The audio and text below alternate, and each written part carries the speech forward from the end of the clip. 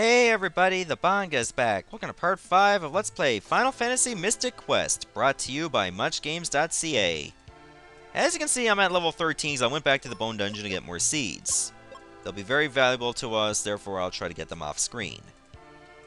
Alright, so we're in the Falls Basin, and if you don't know what to do, this might be the only enemy you fight in the entire area. And that's embarrassing. These desert hags, or sahagins, as they're usually known in the Final Fantasy universe, are weak against fire. Because if you don't know what to do, this is as far as you will go. I'm not kidding.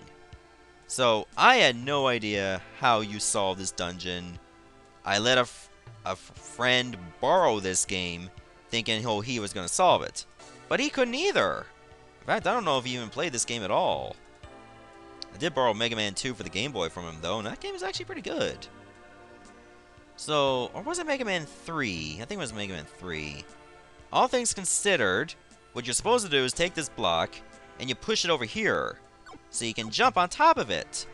I had no idea you could do that at the time. But now that I know, I was actually able to clear the rest of this dungeon.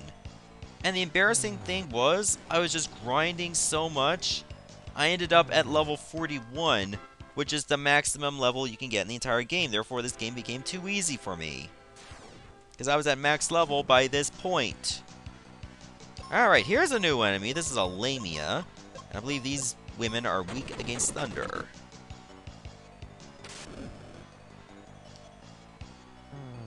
That was pretty good. Double hit 2 times. It's just like Pokemon. Only you get to see those 2 hits at once. So what I had to do is just push this over here. I guess what you could have done is take the previous block, but then again you wouldn't be able to get back here. So now you have another block to deal with. So you gotta juggle around like 3 blocks to get to the end of the dungeon. And it's a very, very short dungeon too. Like all you had to do is just go through a few battles and there you go. The Wintry Cave is more of a dungeon. Now, don't push this left any further, or you're never going to be able to get this up again. That sounded like describing boners, but let's move on here. Just make sure it's not flush against a wall, because you can't pull on blocks, you can only push them. So, we'll take this. Now, what you could do is put block number 2, like, say, over here, or here, and then you can just hop across right here, skip a couple fights. But I feel it'd be in our best interest to fight, so let's do it the traditional way. But that's a bit of a shortcut if you want to dodge, like, 2 battles. But that's all you'll be able to dodge. I think it'd be worth our while to actually fight. Because we do need the experience.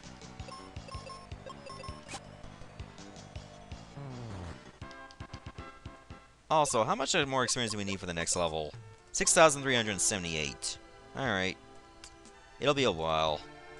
That's why I didn't even go to that battlefield yet, because there's another good reason for us to do that. We'd be fighting desert hags, and we're not that strong enough to defeat them. Well, reliably at least. We should probably just wait a little bit longer. Like, clear out the boss, clear out the dungeon, then we can go back to that battlefield next to the Wintry Cave. We'll fight that out, and there you go. That's what we'll do. Okay, there's our heal spell. So now we can use it ourselves. We can use it offensively if we wanted to. But I think now it's time for us to take on the boss. Also, let's get our bombs ready. Okay, say hello to the snow crab. It's gonna be a tough battle, so make sure you put your best guns forward. If you have to use a seed in the battle, so be it. Wow, this guy can really resist magic. Okay, so I believe this boss is weak against axes. So we'll try that, compare it to our bombs, if it's any stronger. Yeah, I have a feeling our axe is going to be stronger than the bombs. Blech. Let's see if we can use a Thunder Spell. Is that going to be any stronger? 520. That's good. Ooh, we got a crit. So now it's foaming in the mouth. Okay. Use Thunder one more time, 'cause that's all we can afford to use. Oh, that's karma. Okay, keep using the axe. Phoebe's gonna have to be on heal duty. You know what? I like crab's legs. They get a bad rep because they're very hard to get.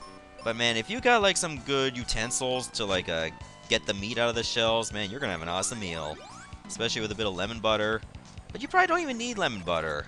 Crab meat is just good by itself. And that guy's dead. You can use explosives, right? Here's how to use a jumbo bomb. You had jumbo bombs the whole time. Why can't you just give them to me before the boss fight? You're a bitch, Phoebe. I swear to God. So you know, now we have the way to the ice pyramid. However, I do feel like we should clear out maybe 1 or 2 battlefields. So let's do that first. Also, I should equip my jumbo bombs now. Because they are much stronger. In fact, let me show you. Our original bombs had an attack power of 63. These have an attack power of 112. They are practically, like, more than the axe and the steel sword combined. That should tell you something. Like, our 3 weapons do eclipse the jumbo bombs by only by, what, 20 attack points. That's not a lot. So we should definitely utilize these to the best of our potential. Because look, they attacked 1 enemy, man. That's 426 damage right there. Well, against a desert hag.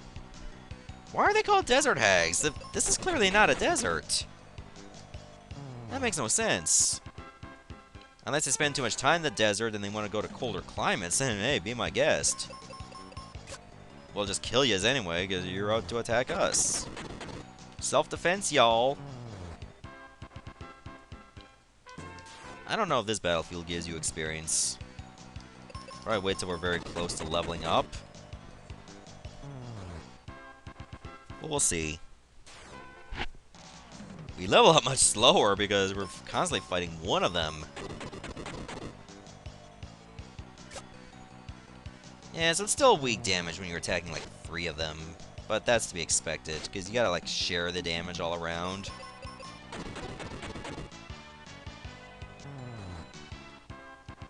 There we go. Things are coming up Millhouse, pretty much. I don't know where that phrase really came from, because Millhouse is pretty much one of the most unluckiest kids of all time.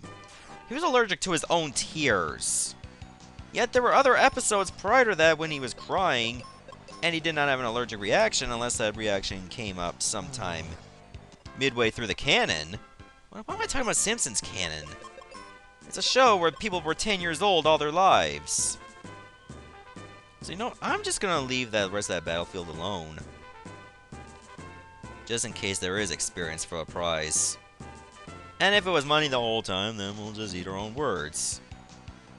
Okay, so we got ourselves a new enemy. This is a mage. You're gonna find these in the ice pyramid. Well, these are one of the enemies you'll find in the ice pyramid. So be prepared for that. Oh yeah, we don't have any more thunder spells. So these lamias are still gonna live. Oh, they use Sleepler. Oh, they used it on both of us. At least whenever you get physically hit, you wake up. So you got that going for you. Please don't hit us. We did hit us. Oh, man. We better recover. We almost died there. Confusion can be a total pain in the ass to deal with.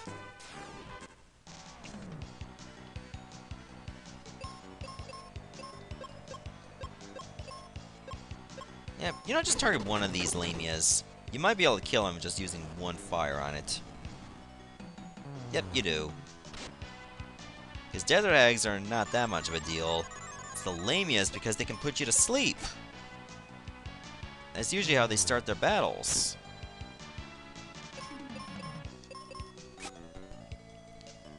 pretty much at the point where we have to be a little bit more tactical with our offense. So you know what? Why don't we use one of our seeds right now? She can still only use Wizard Magic 5 times. It's not really a lot to hope for, but it'll do. Oh, that's bad. So now these mages are both going to live, and they can heal themselves. But if all they do is heal themselves, it's no skin off my back. We'll just keep attacking them. They didn't even recover all their health. The most HP they can get back is like 204. And we did a little bit more than that. Not much though, but it's good enough.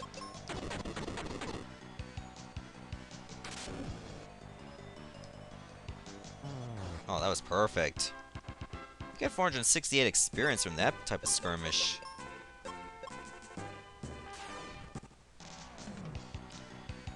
Okay, 3 Lamias, no big deal, because 1 Thunder is going to wreck them all.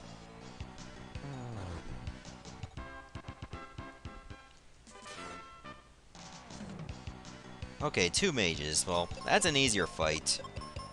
Provided you don't miss your first attack. Your bombs never miss.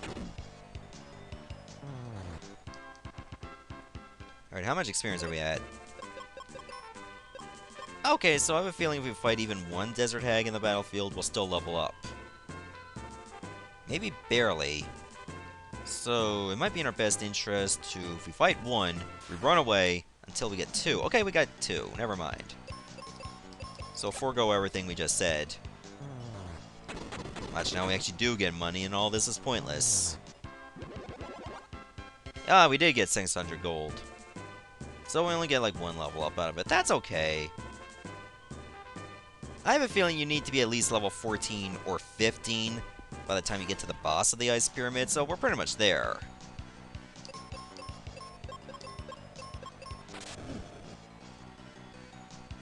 And you don't get an experience or gold here, you get a piece of armor.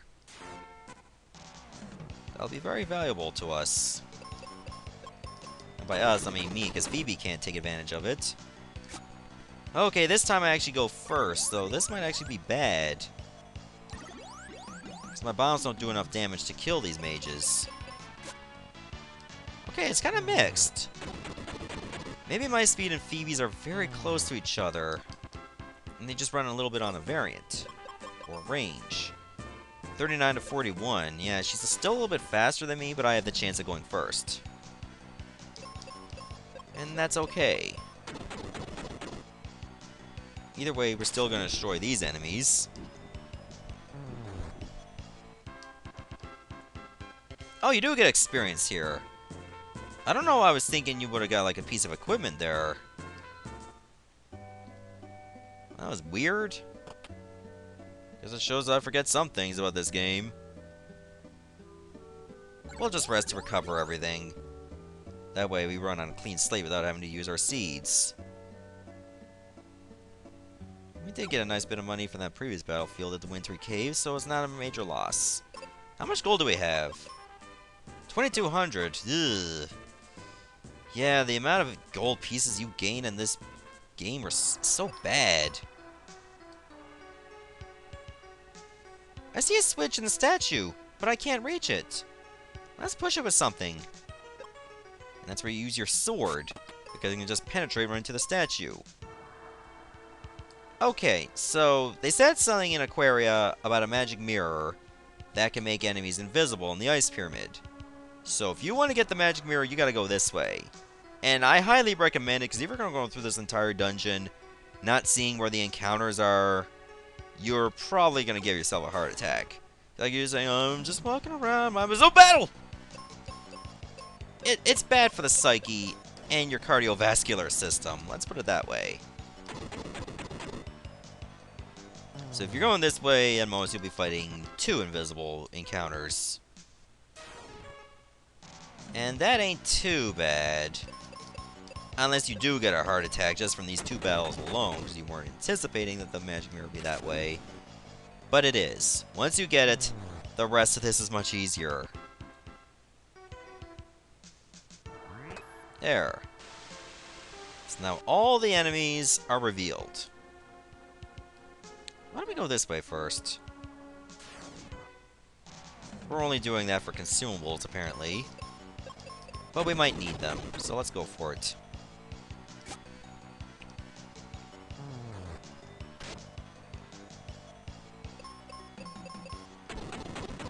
Yeah, we want to make sure we don't use up too many of our bombs. Okay, we got bombs back. That's good. That's good. Now, the Ice Pyramid is definitely a big place. Here's the biggest load of crap right here. Why don't we go this way? This was a dead end. Like, you're wasting like 4 or 5 seconds of your time going this way to find absolutely nothing. It infuriates you. Because what if you didn't have the magic mirror? You were just walking around. Oh, is there going to be a battle? Is there going to be a battle? Is there going to be a battle? Oh, there was no battle. Doesn't make you feel any better. Now, why don't we check out this path over here? Might as well. Maybe I'll fight some of these battles off screen just to minimize the amount of times we'd have to fight. Unless we're going to a new room or run into some new enemies.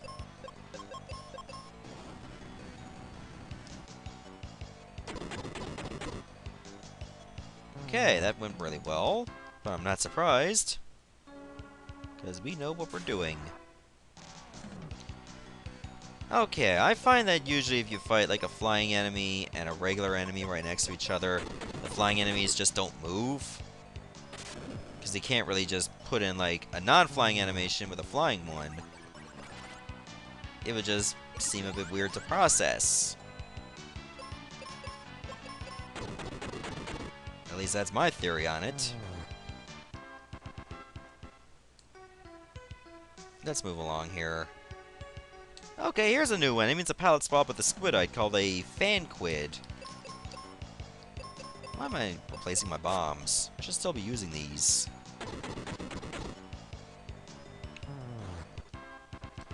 There we go. We'll take this. Heal potion. You know what I miss from this game that other Final Fantasy games had? The potential to get item drops from enemies. It's like, oh, you just found like a couple cure potions. That's still good enough. I don't expect to find armor like in a 10% chance of, you know, fighting, say, a Thanatos in like a later part of the game, but still. Just the potential of getting something really good is very intriguing. We got a first strike, so... Oh, come on, Phoebe. You might as well use your thunder now. There. I'll check out this way, too.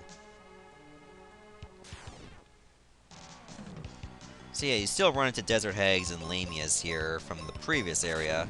But the previous area was like way too short, so I can understand why they're here again.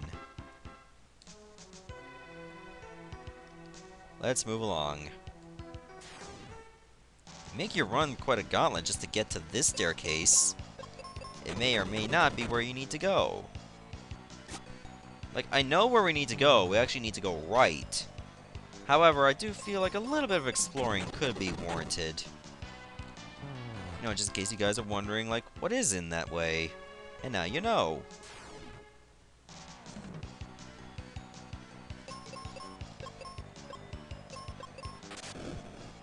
Yeah, get one of these guys wrecked. And our bomb should do the rest. Perfect.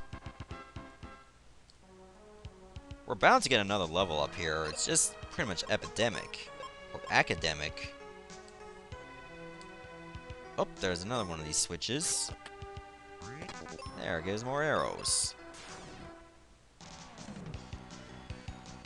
Man, if only you could just find seeds here. I find that they're way too scarce at this point in the game. Like, seriously. You can only find them in, like, one place until later in the game, and then you can buy them. And money is not that plentiful. So unless you got plenty of seeds, the only way you're going to be using your magic is if you leave the dungeon, then come back, and by then all the enemies respawn. So you're no better or worse. You might have to go back again.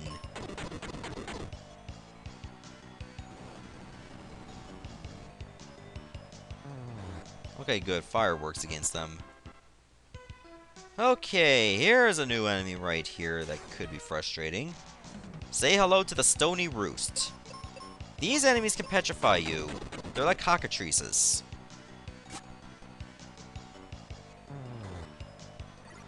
Sometimes they can attack you with water as well, but that's no big deal. But when they petrify you, you better make sure that you recover it. So if you don't, and both your party members are petrified, you lose. Oh good, a critical. 669. Somewhat close to the magic number. Just added an extra digit. It's fun when you 66 people, wink wink. Oh wait, that's wrong. Oh, here's a new enemy, there's a Sphinx. These gals, or guys, can be rather annoying. It's a good thing we took care of them quickly. They have a nice bit of HP, too. Ooh, we can go this way. Okay, so we did all that for like 2 consumables. Okay, 2 enemies that are both flying. They'll both have the flying animation going. So your arrows are extra strong against stony roosts. So keep that in mind.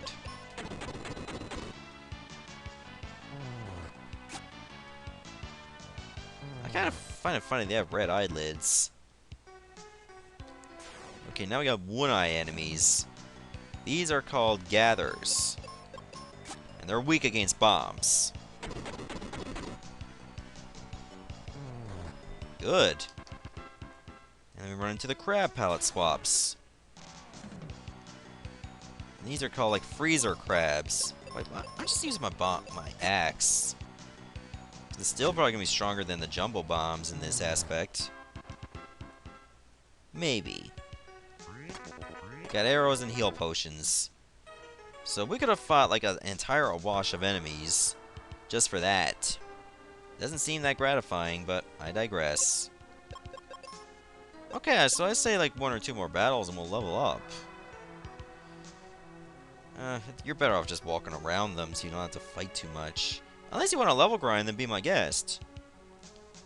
So you know what? I think now would be a good time to end the episode, and in the next part we'll continue through the Ice Pyramid. Goodbye, everyone.